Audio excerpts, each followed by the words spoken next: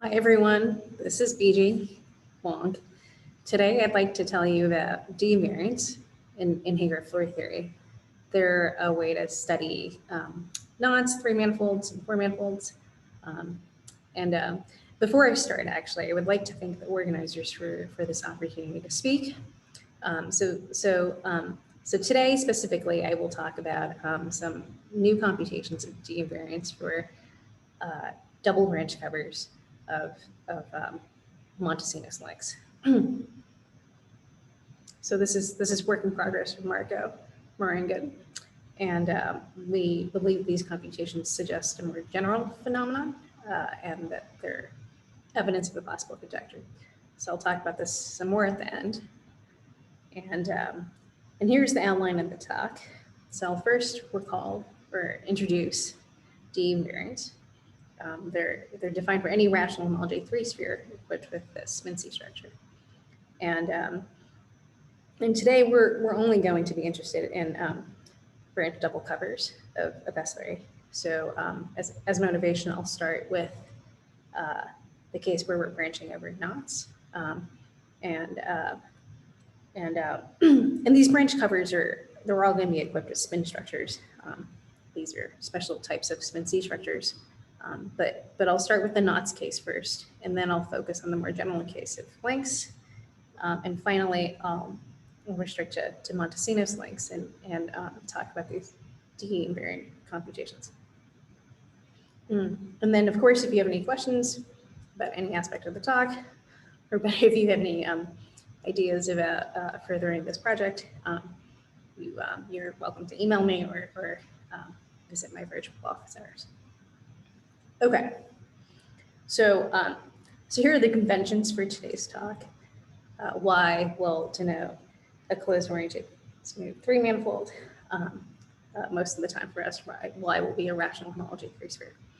And then we'll look at Y with the extra data of a spin structure. So what is a spin structure? So roughly, it's a lift of the Fermi bundle over Y to a spin 3 bundle, which you can think of as a SU2 bundle over Y, together with some other data, which I'm not going to talk about. And all of this will satisfy some properties. Okay, and so properties of spin structures that we'll care about are, so first, every oriented 3-manifold has one. And then it turns out that if we fix a reference spin structure, then the set of all spin structures is indexed by h over 1 with z2 coefficients. So this thing here. And then thirdly, given any spin structure, we can get a canonical spin C structure. So what is a spin C structure?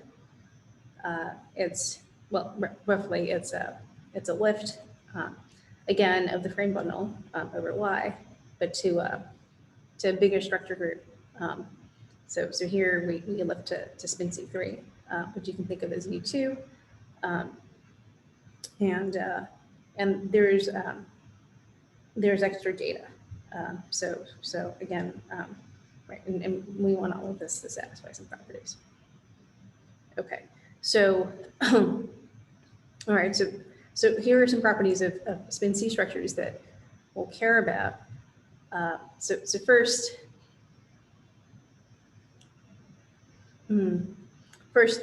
again, so they exist on any oriented 3-manifold because spin structures exist. And secondly, if we fix a reference, a base spin C structure, then these are indexed by h over 2 with z coefficients. So, right, and right. So now I want to talk about d-invariants. Okay. So what are they? They're rational numbers associated to rational homology 3 spheres with equipped with extra data of a spin C structure. And And they're originally due to Oshak and Sabo from 2004. So how did they define it? So here's the rough definition. So first, to every pair of a three manifold, a rational homology, three square, with this spin C structure, we associate via Heegaard Floer theory three modules over Z2 of U, the infinity version, the minus version, and then the plus version. Okay, and they fit inside a Long-Exact sequence. So this thing down here, and we'll mostly be interested in the map pi from HF infinity to HF plus, this map here. Okay.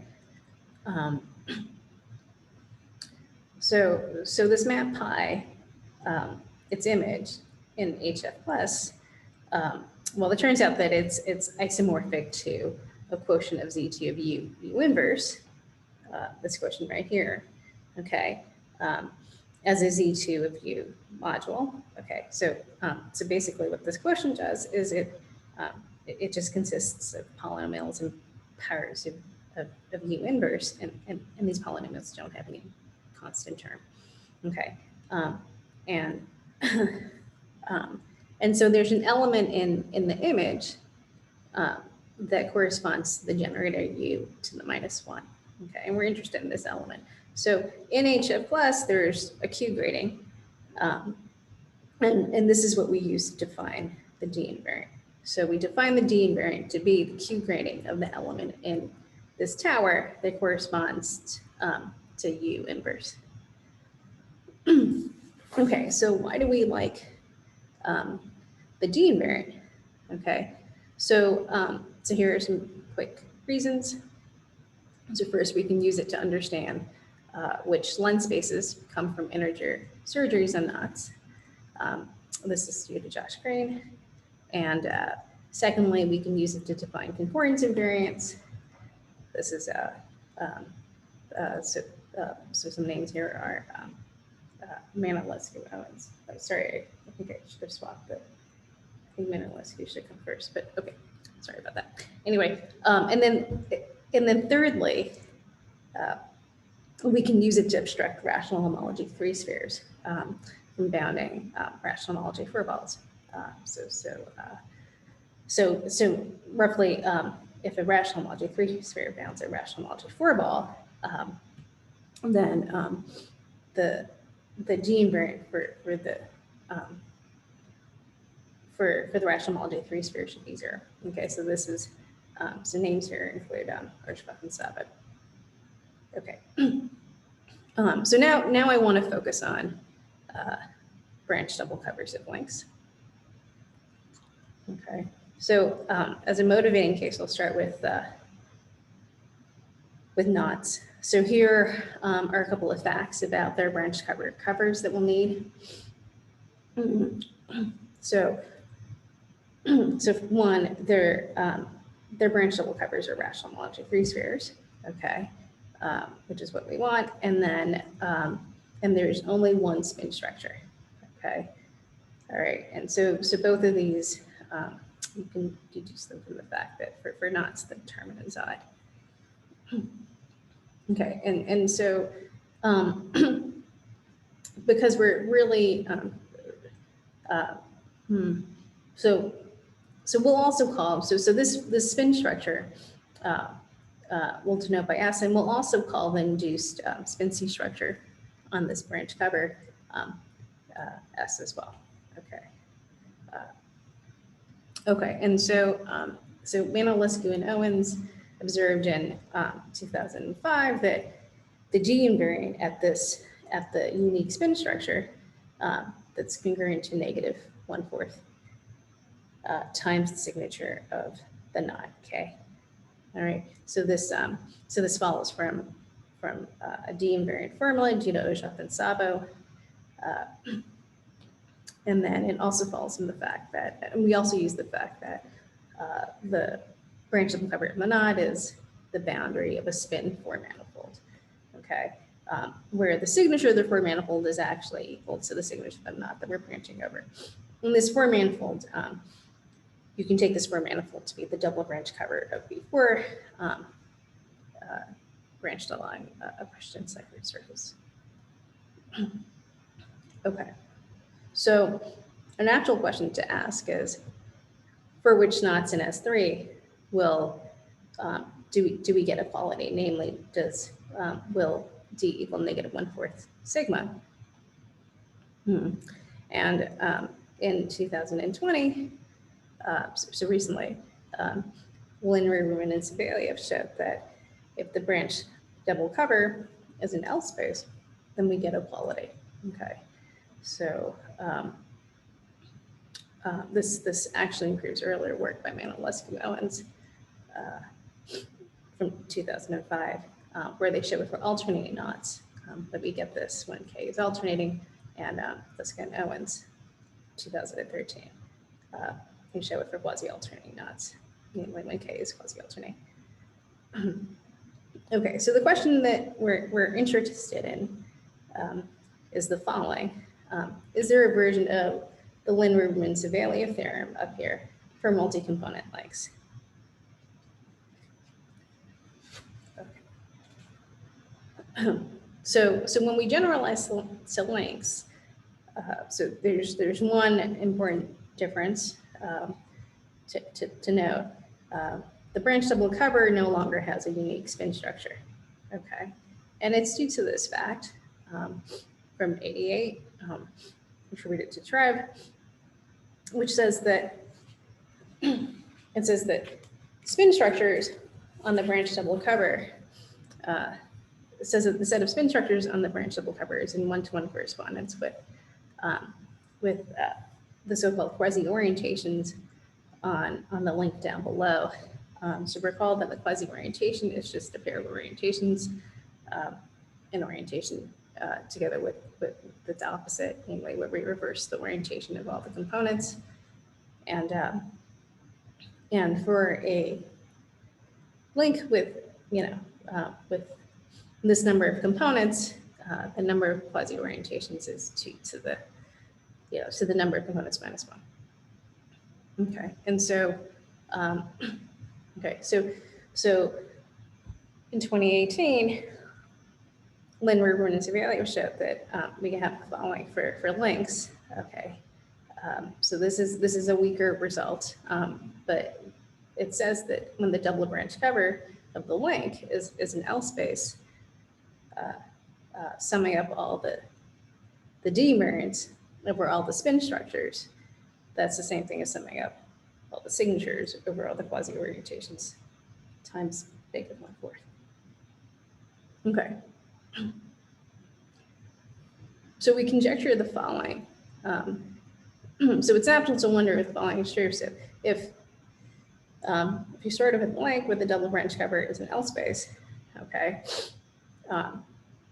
then for every pair of pseudo orientation and associated spin structure, we have D equals -1/4 sigma. So there's some evidence to support this. So in 2013, Liska and Owens showed that if the link is quasi-alternating, so note that when a link is quasi-alternating, the double branch cover is an L space. Okay, so they showed that that we get this that D equals -1/4 sigma within each pair of pseudo orientation and spin structure.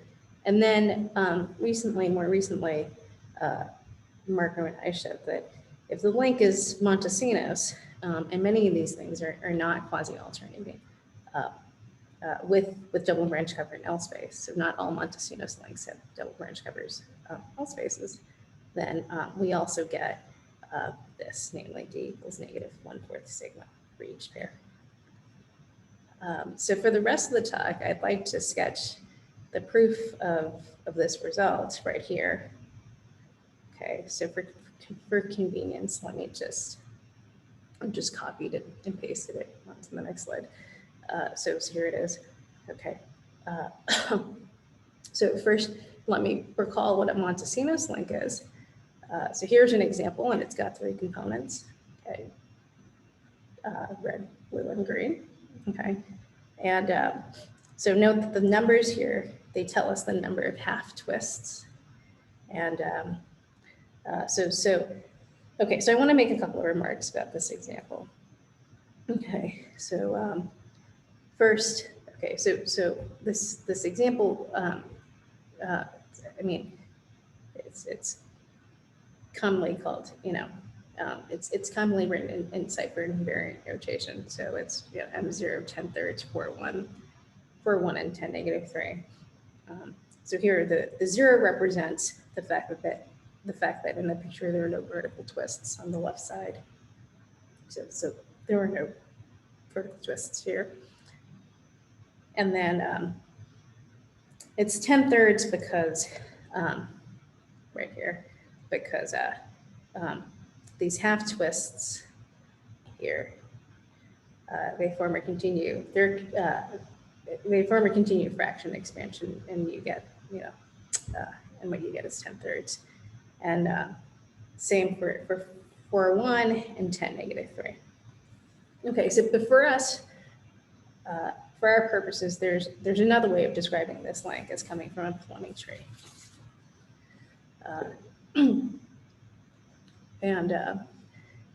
For this particular link here, our plumbing tree will look as follows.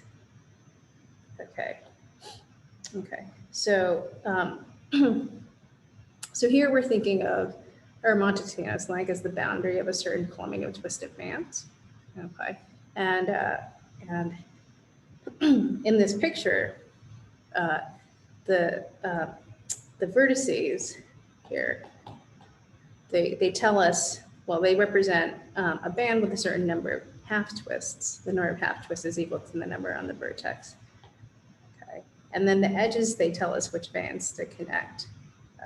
So the edges right here. And finally, to connect twisted bands, there's like a Hopf-link maneuver that I'm not going to describe, but you can sort of imagine it. Okay, so why do this? Why think of Montesinos links like this as weighted trees? And the answer is that this tree can actually be used to describe their double branch covers. Okay, so so what do? Well, we take one of these weighted trees, these plumbing trees, and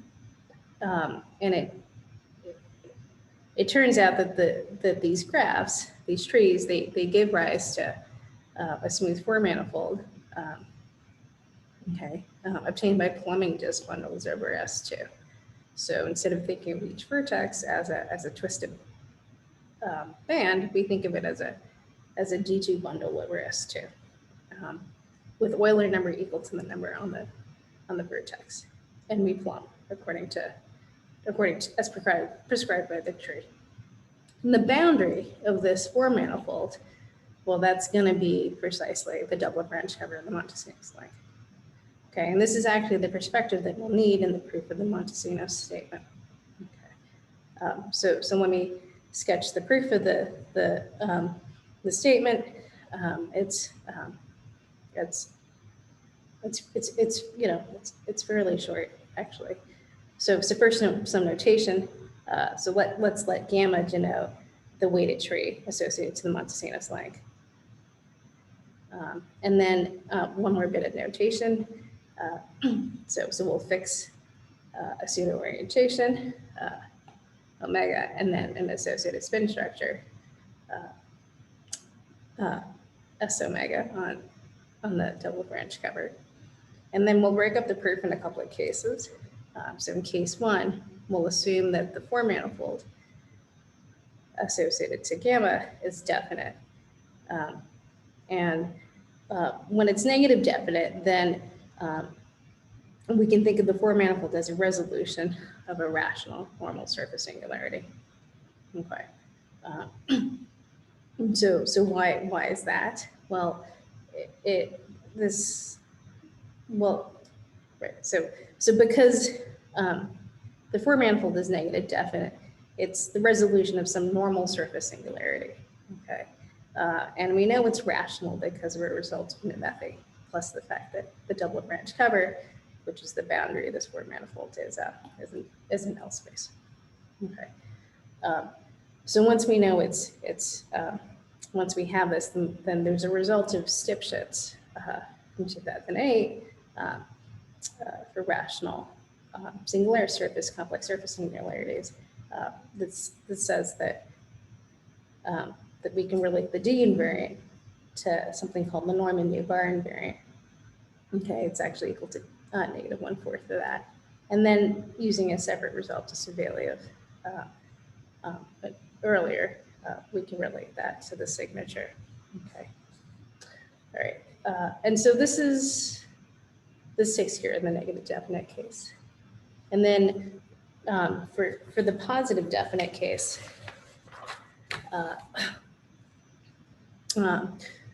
for the other cases, namely positive definite and then indefinite, we have a couple of standard arguments. So if it's positive definite, then we consider the negative of the four manifold, and that's negative definite. And then we can apply the above case to here. And because the signature and the d-invariant, they change by sign, we get the result. And then for the indefinite case, well, it turns out that because we're assuming that the boundary is a L space, we actually don't have, in particular, it's a rational multi case where we don't actually, this four manifold can't be indefinite. Okay, so that's actually it. That actually concludes the talk. And then just a couple of future directions. We'd like to prove this for a larger class of links, and then we have we're also interested in some applications to link concordance. Okay, great. So thank you for listening.